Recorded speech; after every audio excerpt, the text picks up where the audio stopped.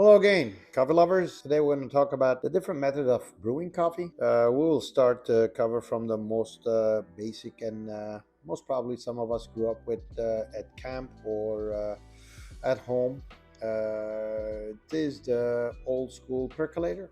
So technically, it is the principle where uh, you have a vessel full of cold water and you have a tube that connects to the bottom of the vessel all the way up and technically conveys warm or hot water pushed up to the heat generated at the bottom, and it will spray over the basket full of coffee grounds, mainly done coarse ground, and will drip back into the water. So it's a constant kind of circulation of starting from clean water to tainted water with coffee. Then strength goes up to the point where it becomes stable because you extracted everything possible and imaginable in coffee.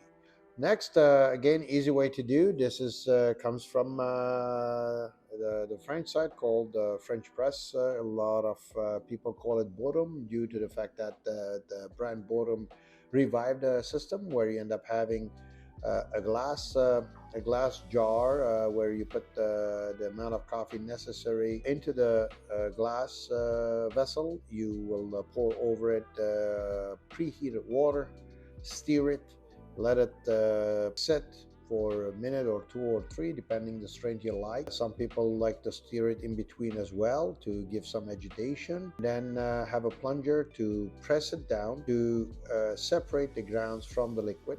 That's called the French press, where you press it down. Number three, pour over. This was concocted mainly in German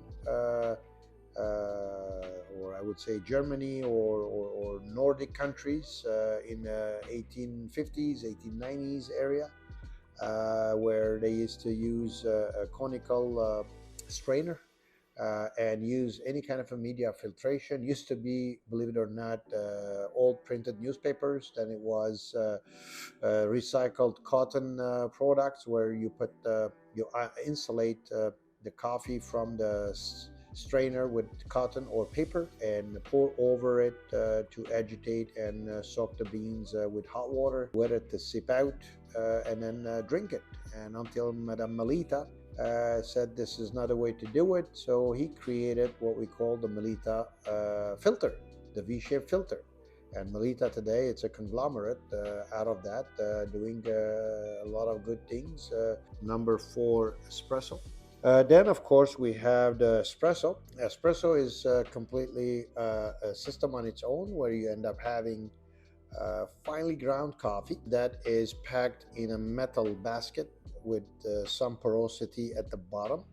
It is locked in a group chamber, and hot water to desired temperature is pumped through a pump, mechanical pump, or a piston, manual piston, that pressurizes the hot water between manual pistons up to 1.5 to 3 bars, or mechanical pump could be basically set from anywhere 3 to 9 bar, 12 bar rotative pumps, and then it will push hot water through that coffee bed, and the time of contact is shorter.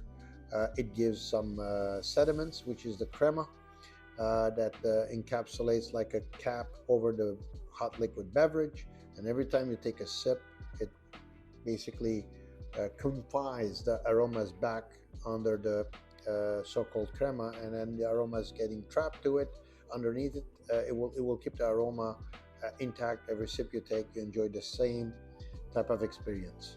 Number five, Aeropress, which is something between, I would say, a low pressure filter brew, where you have coarser grind and espresso, finer grind and filter or pour over, and you will fill it in a cylinder, which underneath has a metal filter and a paper filter as a medium.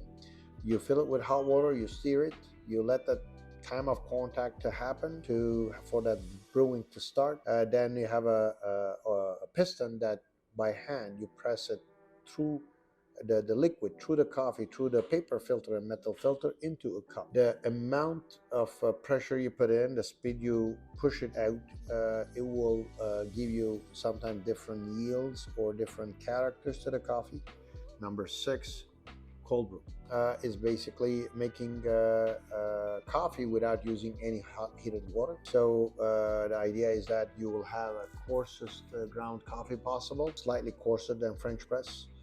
You will put the coffee in a cotton bag or filter media. You fill it with water. You will put it in a bucket and put everything in a fridge. Some people will take it for 24 hours, other will take it for 18 hours, depending. Each person has a preferred recipe of time of contact. During that time, the coffee, which is soaked into water, will bleed out its solubles, and then they will take it out and then strain it out and disregard the ground coffee and filter out the liquid, because you'll end up having a lot of fines that goes through those cotton filters and sometimes becomes undesirable. So they will filter it out through a filter paper, and here you go, clean cold coffee. Uh, it tends to be weak if you use the same ratio as hot, so you need to put slightly higher ratio of coffee to water than you normally do when you brew with hot.